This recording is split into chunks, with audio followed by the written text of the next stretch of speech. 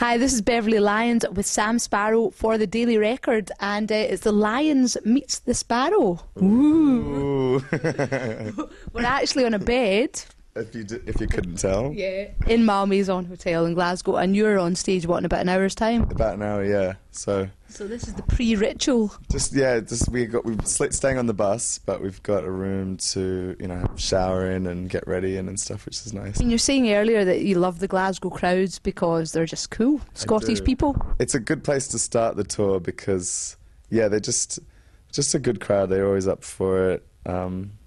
It's a very inclusive vibe here, and I think some places you play and you feel very separate from the audience and they just kind of stare at you, and Glasgow is very involved in the show, which is... We get right on. What, do we invade the stage? Exactly, yeah, so I think it's going to be good. I like that. I mean, you recently performed at GAY and I think you bared your bottom, did you?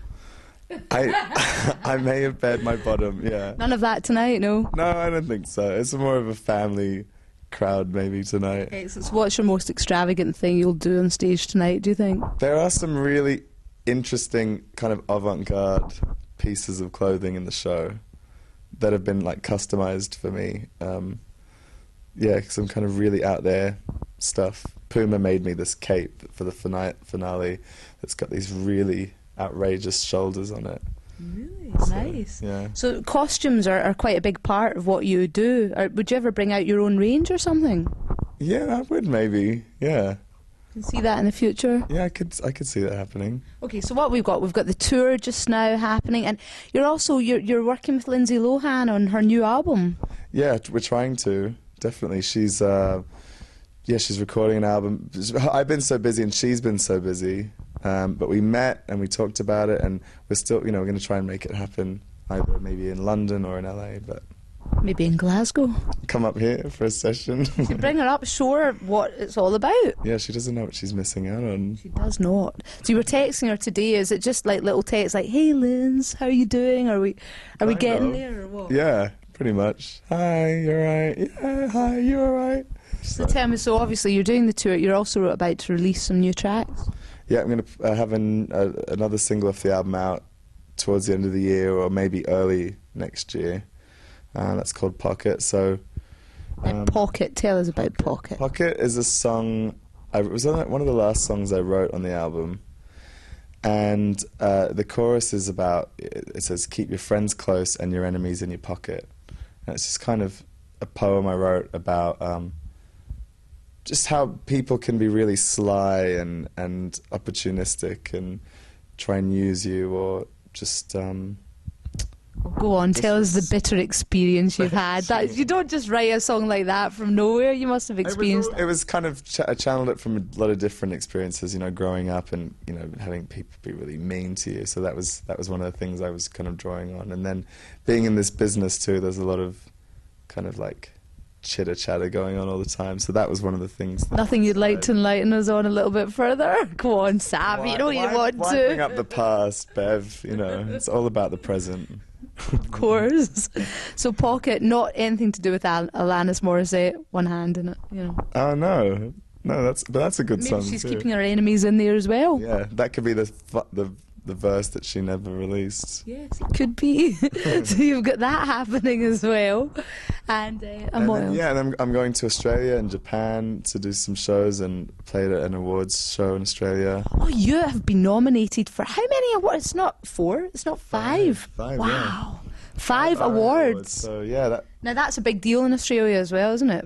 Yeah, they are like the Brits or the Grammys in Australia, and I've got the second most nominations. So Gabriella Chilmi has got the most, and then I've got 5. So I'm really thrilled with that. It's going to be good. That's cool. You'll be the big diva on the night, or will you?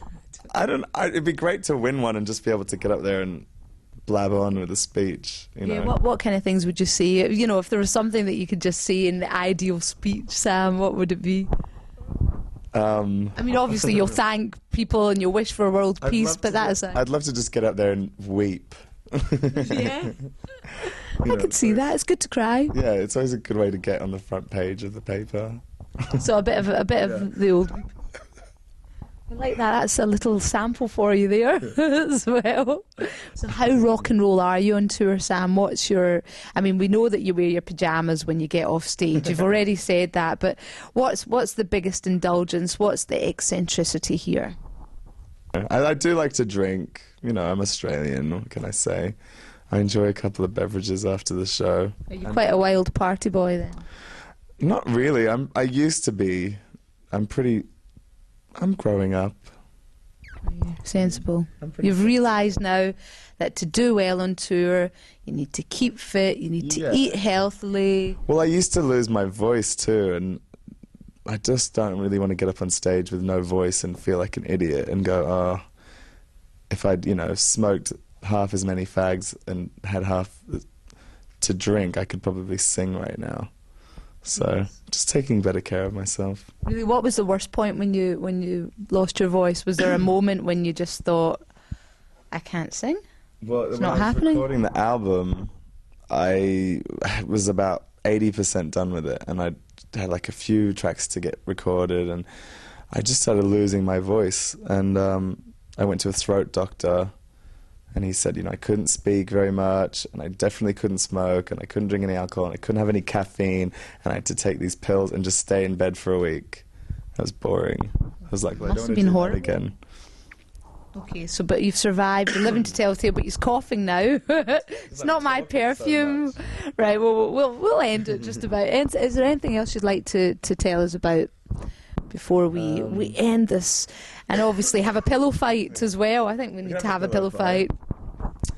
Well, I'm going to start working on my next album pretty soon, like early next year. So I'll be working on that for a while. It could be out at the end of next year, but we'll see.